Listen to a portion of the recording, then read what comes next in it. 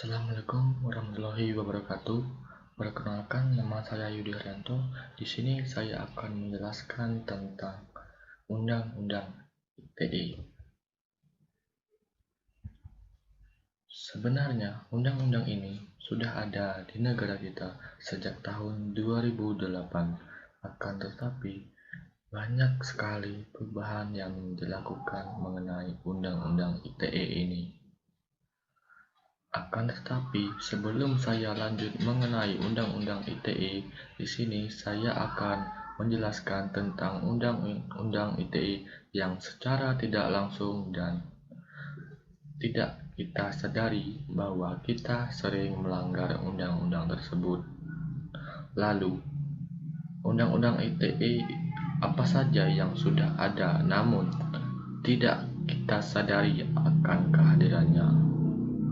Baik, langsung saja kita membahas mengenai Undang-Undang ITE. Apa itu Undang-Undang ITE? Adalah undang-undang yang mengatur tentang pengguna informasi serta transaksi elektronik yang dilakukan dengan menggunakan media elektronik. Undang-undang ini memiliki yurisdiksi yang berlaku untuk setiap orang yang melakukan perbuatan hukum sebagaimana diatur dalam undang-undang ini, baik yang berada di wilayah Indonesia maupun di luar wilayah hukum Indonesia. Apa tujuan dari Undang-Undang ITE? Yang pertama, mencerdaskan kehidupan bangsa sebagai bagian dari masyarakat informasi dunia. Yang kedua, mengembangkan perdagangan dan perekonomian nasional dalam rangka meningkatkan kesejahteraan masyarakat. Yang ketiga, meningkatkan efektivitas dan pelayanan publik. Dan yang keempat, membuka kesempatan kepada setiap orang untuk memajukan pemikiran dan kemampuan di bidang penggunaan dan pemanfaatan teknologi informasi. Lalu, apa saja yang termasuk ke dalam Undang-Undang ITE itu? Menurut pasal 27 ayat 1 Undang-Undang ITE tahun 2008 yang berbunyi, setiap orang dengan sengaja dan tanpa hak mendistribusikan atau mentransmisikan dan membuat dapat diaksesnya informasi elektronik atau dokumen elektronik yang memiliki muatan yang melanggar kesusilaan. Maksudnya, setiap orang yang dengan sengaja dan tanpa hak menyebarkan berita bohong dan menyesatkan yang mengakibatkan kerugian konsumen dalam transaksi elektronik sebagaimana dimaksud dalam pasal 28 ayat 1 dipidana dengan pidana penjara paling lama 6 tahun atau denda sebanyak 1 miliar rupiah.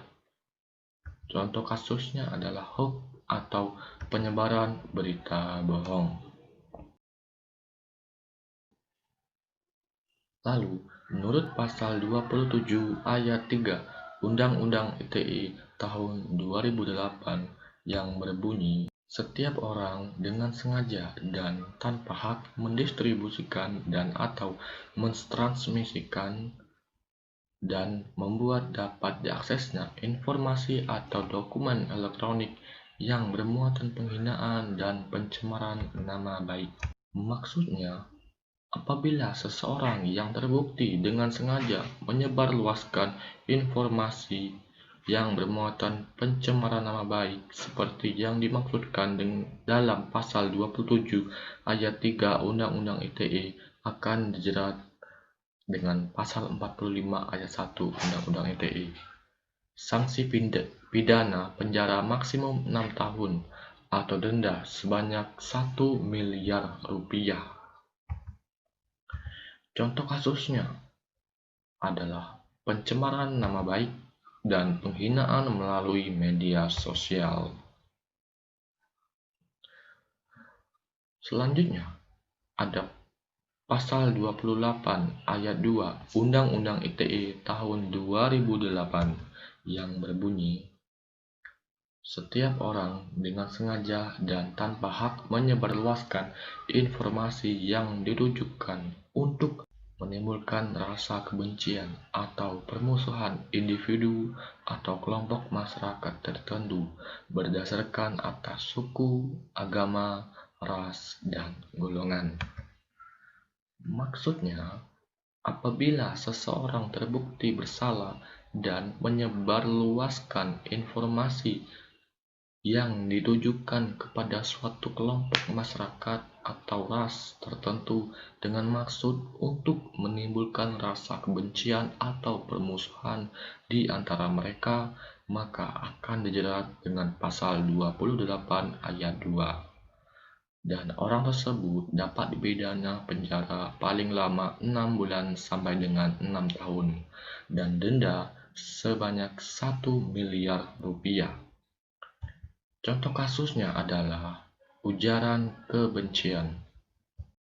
Selanjutnya, ada pasal 29 Undang-Undang ITE tahun 2008 yang berbunyi, setiap orang dengan sengaja dan tanpa hak mengirimkan informasi elektronik atau dokumen elektronik yang berisi ancaman kekerasan atau menakut-nakuti yang ditujukan secara pribadi. Maksudnya, apabila seseorang terbukti melakukan tindak pidana yang berkaitan dengan pasal 29 Undang-Undang ITE, maka akan dipidana penjara selama 12 tahun penjara dan denda sebanyak 2 miliar rupiah. Contoh kasusnya adalah ancaman kekerasan terhadap seseorang. Lalu, menurut pasal 30 ayat 2 Undang-Undang ITE tahun 2008 yang berbunyi, setiap orang dengan sengaja dan tanpa hak atau melawan hukum mengakses komputer atau sistem elektronik dengan cara apapun dengan tujuan untuk memperoleh informasi elektronik atau dokumen elektronik. Maksudnya, apabila seseorang terbukti dengan sengaja dan memiliki tujuan untuk memperoleh informasi elektronik seperti email dan lain sebagainya, atau mengakses sistem komputer dan sistem elektronik dengan cara apapun, maka akan dijerat dengan pasal 30 ayat 2 dan akan dipidana penjara selama 7 tahun atau denda sebanyak 700 juta rupiah. Contoh kasusnya adalah pencurian data dan hacking atau pengambilan akun secara paksa. Dan hal ini sering terjadi pada media sosial. Contohnya yang sering terjadi adalah Facebook.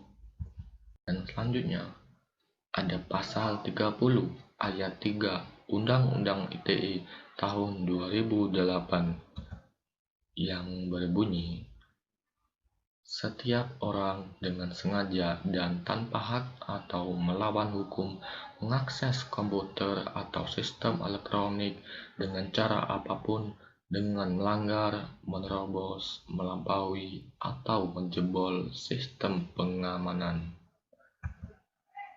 Maksudnya, apabila seseorang terbukti melakukan penyadapan atau menerobos dan menjebol suatu sistem dengan maksud lain atau maksud tertentu, akan dijerat dengan pasal 30 ayat 3 Undang-Undang ITE.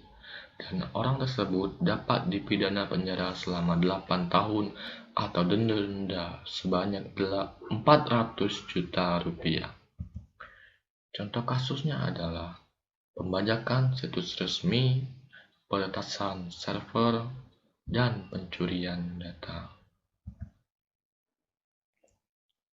Selanjutnya, menurut pasal 31 Undang-Undang ITE tahun 2008 yang berbunyi, setiap orang dengan sengaja dan tanpa hak atau melawan hukum melakukan intervensi transmisi informasi elektronik atau dokumen elektronik yang tidak bersifat publik ke dalam suatu komputer atau sistem elektronik tertentu milik orang lain, baik yang tidak menyebabkan perubahan maupun yang menyebabkan adanya perubahan, penghilangan, dan penghentian informasi elektronik atau dokumen elektronik. Maksudnya, apabila seseorang terbukti melakukan tindak pidana yang melawan hukum dan mempublikasikan informasi elektronik yang bersifat pribadi atau umum ke dalam suatu sistem komputer milik orang lain, walaupun tidak menyebabkan perubahan ataupun penghilangan, maka akan dijerat dengan pasal 31 Undang-Undang ITE dan akan dipidana penjara selama 10 tahun dan denda sebanyak 800 juta rupiah. Contoh kasusnya adalah penyadapan dan pembobolan bank melalui sistem. Selanjutnya, menurut pasal 32 Undang-Undang ITE tahun 2008 yang berbunyi, setiap orang dengan sengaja dan tanpa hak atau melawan hukum dengan cara apapun mengubah, menambah, mengurangi, melakukan transmisi, merusak, menghilangkan, memindahkan, menyembunyikan suatu informasi elektronik atau dokumen elektronik milik orang lain atau milik publik. Maksudnya, apabila seseorang melakukan tindak pidana, baik itu mengubah, mengurangi, merusak, dan memindahkan suatu informasi elektronik milik orang lain, maka akan dijerat dengan pasal 32 Undang-Undang ITE dan akan dipidana penjara selama 10 tahun dan denda sebanyak 5 miliar rupiah. Contoh kasus yang sering terjadi adalah pembajakan film dan lagu. Dan selanjutnya, menurut pasal 33 Undang-Undang ITE tahun 2008 yang berbunyi, setiap orang dengan sengaja dan tanpa hak atau melawan hukum melakukan tindak apapun yang berakibat terganggunya sistem elektronik atau mengakibatkan sistem elektronik menjadi tidak bekerja sebagaimana mestinya. Maksudnya, apabila seseorang terbukti melakukan tindak pidana yang berakibat terganggunya sistem elektronik dengan maksud dan tujuan tertentu, maka akan dijerat dengan pasal 33 Undang-Undang ITE. Maka orang tersebut akan dipidana penjara selama 5 tahun dan denda sebanyak 10 miliar rupiah. Contoh kasusnya adalah menyebarkan virus pada aplikasi publik agar mendapatkan data seorang pengguna aplikasi. Yang sering terjadi adalah menyebarkan virus melalui aplikasi Facebook.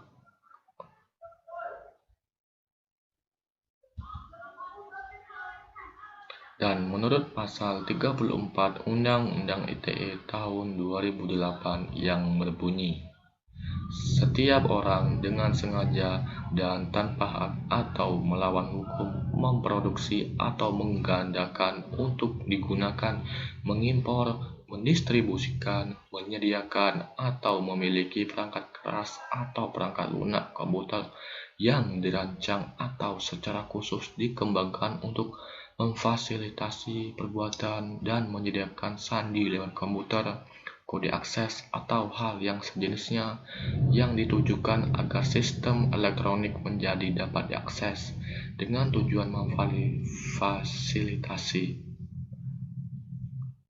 perbuatan sebagaimana yang dimaksudkan dalam pasal 34 ayat 1 Undang-Undang ITE. Apabila seseorang terbukti melakukan tindak pidana yang telah dijelaskan di atas, maka akan dipidana penjara selama 8 tahun penjara dan denda sebanyak 10 miliar rupiah. Contoh kasus yang sering terjadi adalah pencurian data identitas melalui ATM.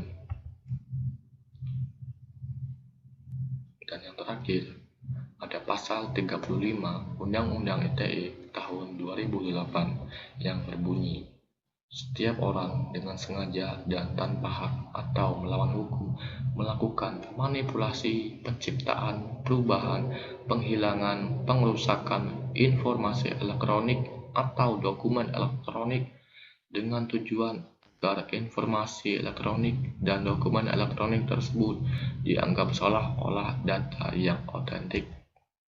Maksudnya, apabila seseorang terbukti melakukan manipulasi terhadap informasi elektronik atau dokumen elektronik agar data tersebut dianggap real atau nyata, maka akan dijerat dengan pasal 35 Undang-Undang ITE dengan tindak pidana penjara selama 7 tahun dan denda sebanyak 1 miliar rupiah. Contoh kasus yang sering terjadi adalah perubahan data asli ke data palsu agar dapat dipercaya oleh orang lain, atau mengedit data yang telah dipublikasikan sebelumnya dan dirubah ke data palsu agar orang dapat percaya bahwa data yang diedit itu adalah data yang asli atau nyata.